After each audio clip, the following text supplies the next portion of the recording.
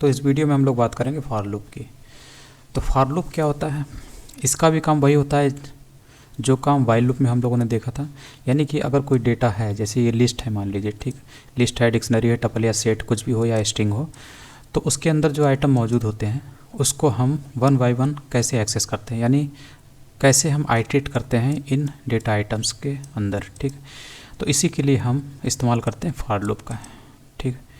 तो for loop के ज़रिए हम इसकी चीज़ों को एक्सेस करते हैं वन बाय वन और यहाँ पर हम इसको प्रिंट कराते हैं। तो इसके ज़रिए तो यहाँ पर दो काम हो रहा है, एक तो इसकी चीज़ों को हम एक्सेस कर रहे हैं और दूसरा हम इसका इस्तेमाल भी कर पा रहे हैं। यानी कि एक बार कोड लिखा और हमको 3 बार कोड लिखने की ज़रूरत नहीं है। जैसे इन तीनों को प्रिंट कराना है तो 3 बार लिखने की ज़रूरत नहीं पड़ी, एक बार लिखा और एक बार से ही हमारा काम चल जाता है। वो इसकी वजह से क्योंकि हम फॉर लूप का इस्तेमाल करते हैं। और फॉर लूप का सिंटेक्स क्या होता है, आपको फॉर कीवर्ड लिखना होता है, फिर वेरिएबल का नेम लिखना होता है। यहाँ पर आप अपने मन से कुछ भी दे सकते हैं, क्योंकि ये क्या होता है, इसमें इसी आइटम्स की जो वैल्यू होती है वो जाके स्टोर होती है, ठीक है। तो ये एक प्रकार का वेरिएबल है और इसकी वैल्यू हर एक आइट्रेशन में बदल जाती है। यानी पहला आइट्रेशन जब होगा, पहले आइट्रेशन में ये वैल्यू इसके पास आएगी, एक्स के पास, यानी एक्स इक्वल्स टू एप्पल हो जाएगा, ठीक है। फिर उसके बाद हम इसका यहाँ पर इसी एक्स का इस्तेमाल कर लेते हैं, प्रिंट करा लेते हैं इसको, ठीक। तो इस लिस्ट में, यानी कि ये जो लिस्ट है, इस लिस्ट में जितने भी आइटम हैं उनको ये एक्स है वन बाय वन एक आइट्रेशन में एक बार अपने पास रख लेता है, ठीक। इसको एक्सेस कर लेता है कहने का मतलब, ठीक है। तो पहले आइट्रेशन में ये इसको एक्सेस करेगा, ठीक है, यानी कि इस लिस्ट में मौजूद ये जो पहला वाला आइटम, ठीक है। फिर उसके बाद यहाँ से हम लोग उसको प्रिंट करा लेते हैं, ठीक। तो कॉलन के बाद जो चीज़ लिखी हुई होती है वो मिनिमम 1 आइडेंटिटेशन लेवल पे अगर लिखी हुई होती है, इसका मतलब वो फॉर लूप की बॉडी का भाग है। यानी कि फॉर लूप का जो बॉडी है कॉलन के बाद, उसके अंदर वो कोड लिखा हुआ है, ठीक, और वो फॉर लूप का हिस्सा है, मतलब ये कोड फॉर लूप का हिस्सा है, ठीक है। तो यहाँ से हम एक्स लेते हैं और इसके ज़रिए हम इसको रन करा लेते हैं, ठीक। तो इसको देख सकते हैं, इसमें कोई दिक्कत नहीं है आपको।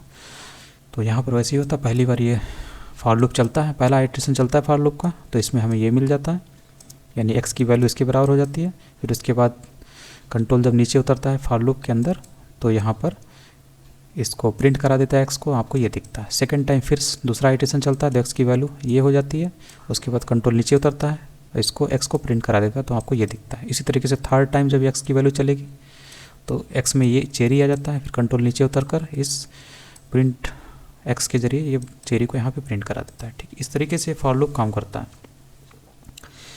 और इसी तरीके से स्ट्रिंग भी होती है। स्ट्रिंग क्या होती है, जस्ट लाइक एरे होती है। यानी कि हम इसके अंदर जो आइटम हैं, यानी कि जो लेटर हैं उनको आइटम बोल सकते हैं, तो जो लेटर हैं उनको भी हम वन बाय वन एक्सेस कर सकते हैं, ठीक है। तो स्ट्रिंग को भी जो इसके लेटर हैं इसको एक्सेस करने के लिए हम फॉर लूप का इस्तेमाल कर सकते हैं। तो पहली बार एक्स चलेगा, फॉर लूप में एक्स चलेगा पहली बार, तो एक्स में क्या आ जाएगा, बी आ जाएगा, ठीक है, बी आ जाएगा और बी को हम प्रिंट करा लेते हैं।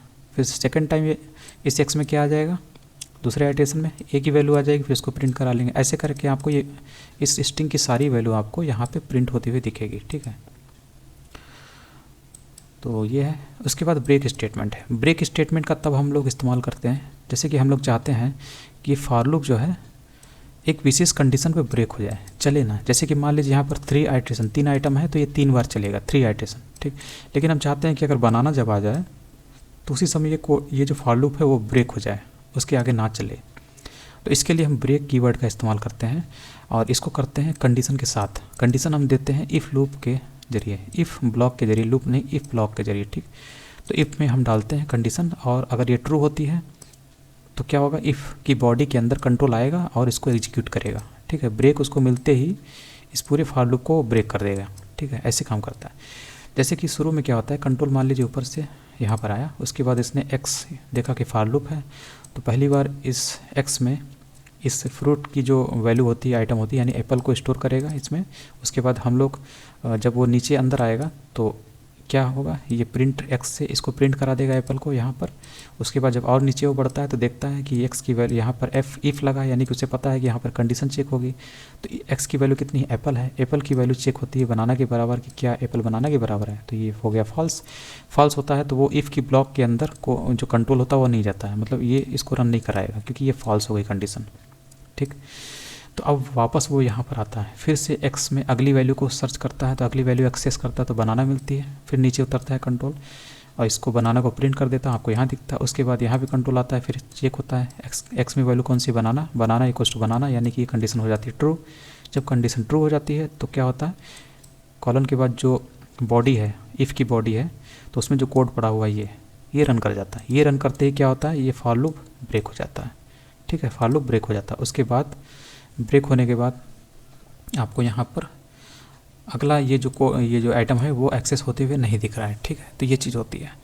और इसके ऐसे भी समझ सकते हैं, जैसे कि मान लीजिए हम यहाँ पर फॉर के अंदर एक तो पहले यहाँ पर डाल के देखते हैं। ठीक, अगर आपने यहाँ पर डाला इफ़ की बॉडी के अंदर ही, देखिए इफ़ का जो ये इफ़ से एक मिनिमम 1 इंडेंटेशन लेवल पे हमारा ये कोड होना चाहिए। अगर इफ़ की बॉडी के अंदर कोई कोड है तो इफ़ के हिसाब से वो मिनिमम 1 वाइट स्पेस के बराबर दूर होना चाहिए। ठीक, तो ये है, ये भी है, यानी कि ये दोनों जो है इफ़ की बॉडी में ही है, ये तो है ही, तो ये भी इफ़ की बॉडी में है। ठीक है, तो जब ये ब्रेक कीवर्ड मिला तो ये भी रन नहीं करेगा। ठीक है, ये रन नहीं करता है, क्योंकि यहीं से वो ब्रेक कर देता है पूरे लूप को। ठीक, तो अभी आप देखेंगे आपको प्रिंट एक्स, यानी कि प्रिंट एक्स से क्या बनाना मिलना चाहिए, तो आपको दूसरा बनाना नहीं मिलेगा, क्योंकि एक मिल गया जिसको हम पहले ही खा चुके हैं। ठीक, उसके बाद क्या होता है कि अगर मान लीजिए हम यहाँ पर इसको क्या काम करते हैं, इसको फॉर लूप से बाहर चले जाते हैं। ठीक, अब बताइए यहाँ पे रन करेगा, यहाँ रन करेगा, इसलिए क्योंकि इसकी जो है ये तो ब्रेक हो गया है फॉर लूप, लेकिन ये रन कर जाएगा। लेकिन इसमें प्रॉब्लम क्या है, एक्स की वैल्यू जो है वो तो इसके लिए थी, ये एक्सेस कर रहा था, हम कैसे एक्सेस करेंगे, हमारे पास एक्स की वैल्यू कैसे आएगी, तो आपके पास तो आएगी नहीं। तो आप क्या काम करिए, कोई भी नंबर प्रिंट करके देख लीजिए। ठीक, क्योंकि ये इससे वैल्यू तो मिलेगी नहीं। ठीक है, लेकिन हाँ, अगर इससे वैल्यू चाहते हैं आप तो आप इससे एक्सेस कर सकते हैं, जो अपना पुराना तरीका है, नंबर लेने की ज़रूरत ही नहीं, इसको ऐसे कर दीजिए। ठीक, तो ये वाला आइटम आपको प्रिंट होते हुए यहाँ पर मिलेगा। ठीक है, क्योंकि फॉर लूप ब्रेक हुआ है ना, फॉर लूप ब्रेक हुआ है, पूरा प्रोग्राम थोड़ी ब्रेक हुआ है। ठीक है, तो ये चीज़ तो आपको नीचे दिखाई देगी। ठीक है, इसके बाद है यहाँ पर वही चीज़ दी हुई है। ठीक, सेम चीज़ दी हुई है। या फिर फॉर के अंदर लीजिए, इफ़ यहाँ से ब्रेक हो गया तो आपको ये भी नज़र नहीं आएगा। ठीक है, तो नीचे वाली लाइन आपको नज़र नहीं आएगी। ठीक, चाहे आप इफ़ के अंदर लिखिए चाहे फॉर के अंदर लिखिए, दोनों आपको रन होते हुए नहीं दिखेगी, क्योंकि ब्रेक्स के बाद जो है कंट्रोल सीधे फॉर लूप से बाहर हो जाता है। ठीक है, इसके बाद आता कंटिन्यू स्टेटमेंट। अभी क्या था कि हम लोग फॉर लूप को ब्रेक कर रहे थे कंडीशन के आधार पे, लेकिन अब हम फॉर लूप को ब्रेक नहीं करेंगे, बल्कि फॉर लूप का जो आइट्रेशन था उसको जो है ब्रेक करेंगे, उसको आगे नहीं चलने देंगे। ठीक है, अगला आइट्रेशन चलेगा, लेकिन जिस आइट्रेशन में जो कंडीशन कंटिन्यू मिलती है उस आइट्रेशन को हम आगे नहीं चलने देना चाहते। ठीक, तब हम कंटिन्यू का इस्तेमाल करते हैं। मतलब ये है कि अगर ये कंडीशन ट्रू होती है और उसके बाद कंट्रोल जब यहाँ पर आएगा कंटिन्यू देखता है, तो इस कंडीशन वाला जो आइट्रेशन है, ठीक है, वो आगे नहीं चलेगा, बल्कि उसका जो नेक्स्ट आइट्रेशन है वो वापस यहाँ से चलना शुरू होगा। जैसे कि यहाँ पर एक्स की पहले क्या एप्पल वैल्यू आई, उसके बाद एप्पल की वैल्यू इससे चेक होती है, चेक होने के बाद ये फॉल्स हो जाता है। इसका मतलब इफ़ की बॉडी में कंट्रोल नहीं आएगा, यानी कि ये रन नहीं करेगा। ठीक, चलिए ठीक है, अच्छी बात है। उसके बाद वापस यहाँ पर कंट्रोल आता है और एक्स की वैल्यू प्रिंट कर देता, तो एक्स की वैल्यू यानी एप्पल मिल जाती है आपको। सेकेंड टाइम फिर से यहाँ पर कंट्रोल आता है, यहाँ पर फिर दूसरा आइट्रेशन चलता है। ठीक है, यहाँ पर एक्स की वैल्यू बनाना मिलती है, उसके बाद यहाँ पर बनाना की वैल्यू चेक होती है कि बनाना इक्वल्स टू बनाना, तो ये कंडीशन हो जाती है ट्रू। इसके बाद होता है कंट्रोल इस इफ़ की बॉडी के अंदर आता है और अंदर का जो कोड है उसको एग्जीक्यूट करता है, तो इसको यहाँ पे मिलता है कंटिन्यू। कंटिन्यू मिलते ही क्या काम करता है वो, इसके आगे के लिखे हुए जितने भी कोड होते हैं उनको रन नहीं कराता है वो। ठीक है, वो सीधे सीधे यहाँ पे जंप कर जाता है और अगला आइट्रेशन जो है वो रन करा देता है। अगले आइट्रेशन में क्या एक्स की वैल्यू चेरी आती है। ठीक, चेरी आती है। ठीक है, चेरी आती है और ये कंडीशन फॉल्स हो जाती है, आपका ये वाला रन हो जाता है, तो आपको चेरी दिखता है। ठीक, लेकिन जो बीच वाला कंडीशन था जिसमें कंटिन्यू आया था उसमें ये रन नहीं कर पाया, क्योंकि यहाँ से कंट्रोल कंटिन्यू को देखा तो कंट्रोल सीधे यहाँ जंप कर गया, उसके बाद के कोड को स्किप कर दिया गया। ठीक, इसका मतलब ये भी है कि अगर मान लीजिए आप इसी के अंदर कोड लिखते हैं, यहाँ पे लिखिए, तो ये भी रन नहीं करेगा। इसकी तो दूर की बात है, यही रन नहीं करेगा, यानी कि यहाँ तक भी कोड नहीं आया, यहाँ तक भी कंट्रोल नहीं आया इसको, ताकि इसको रीड कर सके। वो यहीं से जंप कर गया, यहीं से सीधे यहाँ पे जंप कर गया, यानी कि जो दूसरा वाला आइट्रेशन था बनाना वाला, वो यहाँ से जंप कर गया, ना तो ये रन किया ना तो ये रन किया। तो इस तरीके से आप समझ सकते हैं। तो अभी आपको क्या मिलेगा, ठीक है, इस जो सेकेंड वाली कंडीशन में आपको बनाना मिलेगा ही नहीं, चाहे आप यहाँ पे लिखिए चाहे यहाँ पे लिखिए। क्योंकि आगे का कोड स्किप हो जाता है, उसको रन नहीं किया जाता। ठीक है, तो एक आइट्रेशन में दिक्कत होती है, एक आइट्रेशन में जो कोड होता है उसको अवॉइड कर दिया जाता है आगे के कोड को, लेकिन अगला आइट्रेशन फिर नॉर्मली वैसे ही चलने लगता है। जैसे दूसरे वाले आइट्रेशन में कंटिन्यू था तो दूसरे वाले आइटम को स्किप कर दिया गया, लेकिन तीसरा वाला चलने लगा। तो ये चीज़ होती है। तो आइट्रेशन को जब हम स्किप करते हैं तो कंटिन्यू लिखने के बाद जो आगे का कोड है वो कोई भी कोड रन नहीं करता है। उसके बाद आता है रेंज फंक्शन।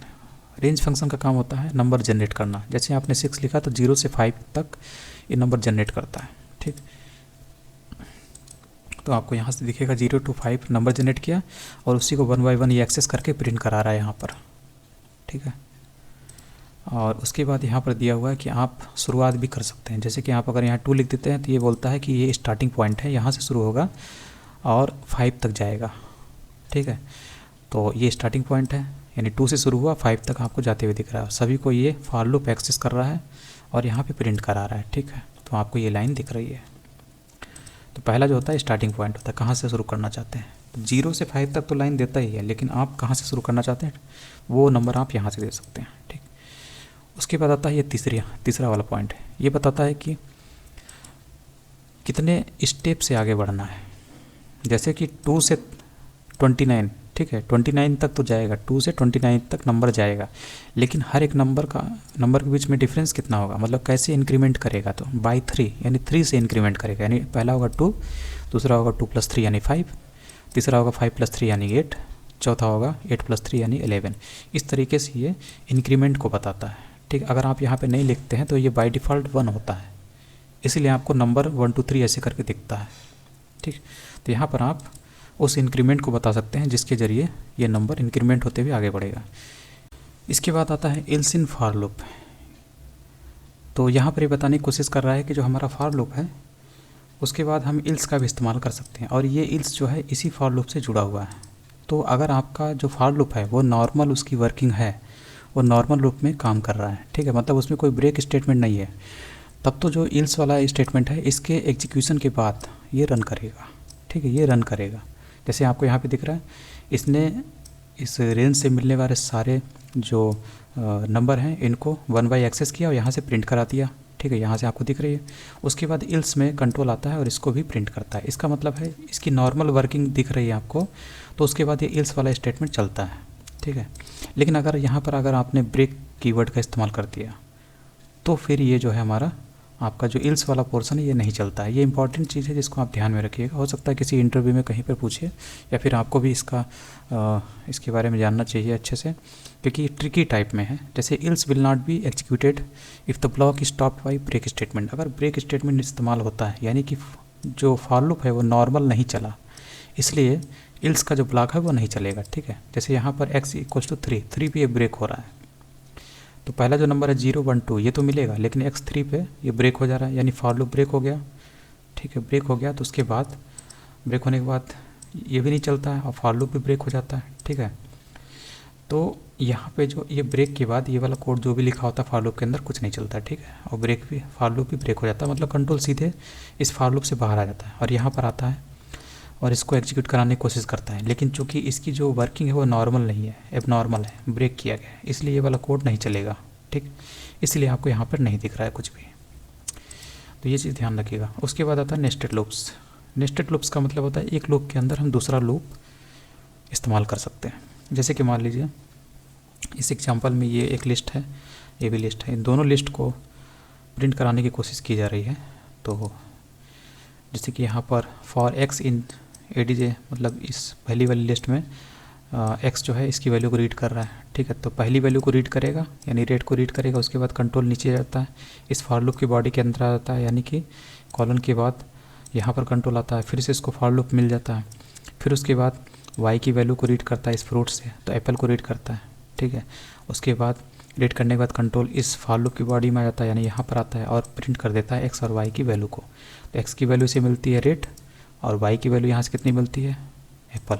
तो पहला जो आउटपुट आपको दिखेगा रेड और एप्पल दिखता है। उसके बाद कंट्रोल कहाँ पर जाता है, यहाँ नहीं जाएगा, कंट्रोल पहले इसी को हैंडल करेगा, इस वाले को, तो कंट्रोल यहाँ से यहाँ पर वापस आता है। ठीक है, फिर y की अगली वैल्यू को पढ़ता है, अगली वैल्यू कौन सी है, बनाना। ठीक। फिर से कंट्रोल यहाँ पर आता है और x और y की वैल्यू को रीड कर लेता है। तो x की वैल्यू पहले क्या थी, पहले से ही रेड पड़ी हुई है, तो रेड, और ये y क्या होगी, बनाना। तो अब क्या मिलेगा, रेड और बनाना। फिर से कंट्रोल यहीं पे आता है और y जब तक इसकी चीज़ों को फिनिश नहीं कर देता तब तक कंट्रोल इसी फॉर लूप में घूमता रहेगा, ठीक है, इसी फॉर लूप को चलाता रहेगा। इसका लूप कंप्लीट जब तक नहीं हो जाता, आइट्रेशन कंप्लीट जब तक नहीं हो जाता, मतलब सारे आइटम को एक्सेस नहीं कर लेता y, तब तक ये चलता रहेगा। तो अगली वैल्यू चेरी आती है, ठीक है। फिर उसके बाद इसको रीड किया जाता है और इसमें ये पहली वाली वैल्यू क्या थी, रेड, ठीक, x की, और y में क्या, चेरी। तो आपको रेड और चेरी मिलती है। अब क्या होता है, ये लूप तो इसको मतलब इसका काम फिनिश हो गया, सारे आइटम यानी कि फ्रूट के सारे आइटम को एक्सेस कर लिया। फिर अब कंट्रोल यहाँ पर आता है, ठीक, इसका काम फिनिश हो जाता है, कंट्रोल यहाँ पे आता है। इसके आने के बाद x की वैल्यू जो रेड रीड करके बैठा हुआ था, अब अगली वैल्यू क्या रीड करेगा, बिग को रीड करेगा। उसके बाद कंट्रोल इस फॉर लूप की बॉडी के अंदर आता है यहाँ पर, और फिर से इसको y की वैल्यू मिलती है, फॉर लूप मिलता है। फिर से ये इस लिस्ट को फिर से पढ़ना शुरू करता है। तो पहले y में क्या आता है, फिर एप्पल आता है, ठीक है। फिर उसके बाद कंट्रोल नीचे आता है और फिर x की वैल्यू कितनी है, बिग, और y की वैल्यू कितनी है, एप्पल। तो अगला आपको यहाँ पर इससे क्या इनपुट मिलेगा, बिग और एप्पल, ठीक है। फिर से कंट्रोल यहीं पे आता है, ठीक है। इसी लिस्ट को फिर से ये आइट्रेशन करने लगता है इसी लिस्ट में, ठीक। तो आपको ये जो बिग था x वाला, बिग और फिर बनाना, फिर बिग और चेरी, बिग बनाना और बिग चेरी, ये आपको मिलता है, ठीक है। फिर से ये कंप्लीट हो जाती है, इसका आइट्रेशन कंप्लीट हो जाता है। फिर कंट्रोल यहाँ जाता है और यहाँ से फिर x की तीसरी वैल्यू को, यानी इस लिस्ट में मौजूद तीसरी वैल्यू को, यानी टेस्टी को रीड करता है, ठीक।